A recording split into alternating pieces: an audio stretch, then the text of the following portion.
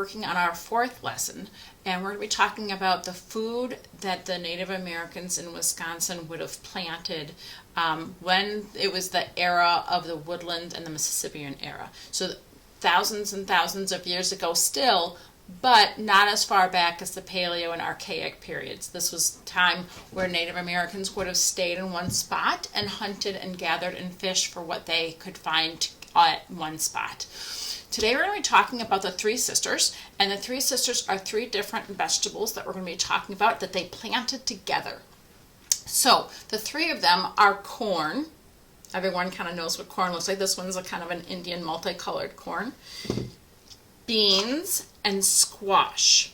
So there's lots of different types of beans, as you can see in my container here. And here's some squash. You can use yellow squash or zucchinis, or what I like to tell my students is to think of a pumpkin, because a pumpkin's really big, and that's going to help explain our story a little bit today. So corn, beans, and squash are the three sisters that the Native Americans planted together because they help each other, as all sisters should.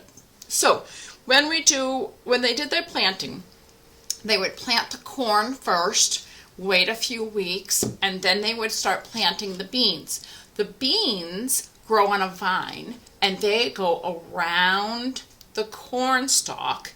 It helps the corn because the beans bring nitrogen to the corn and the ground, but the corn helps the beans because it gives it a structure to grow up high so it can get the sun like the corn does, okay?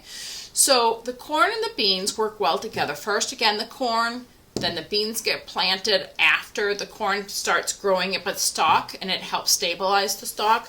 So the corn and the beans work together. And then let's talk about the pumpkin or the squash. So pumpkins are obviously too big to grow on the corn stalk. It would bring it down, right? So when the squash was growing, again, they would plant it after the corn and the beans. They would plant it around the corn stalk, and that way the big wide leaves of the squash could provide shade for the ground and keep the moisture in the ground while the corn and the beans kept growing. Another thing that was important was that those big leaves we just talked about and the vines are all prickly.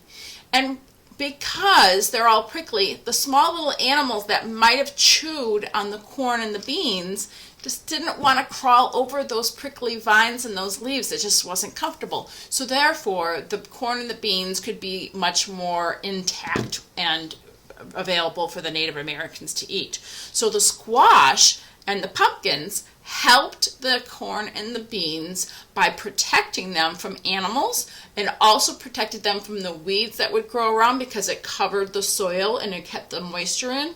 So all three of them worked together just like sisters should, and they provided the food that they needed for their tribe and their families.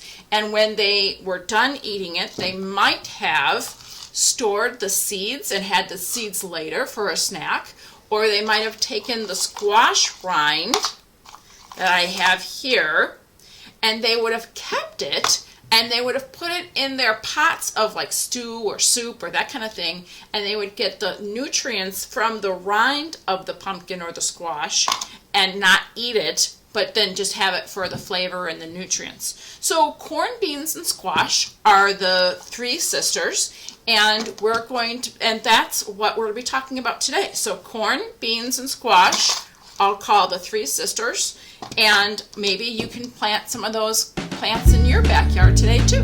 Have a great day. I'll see you next week. Bye-bye.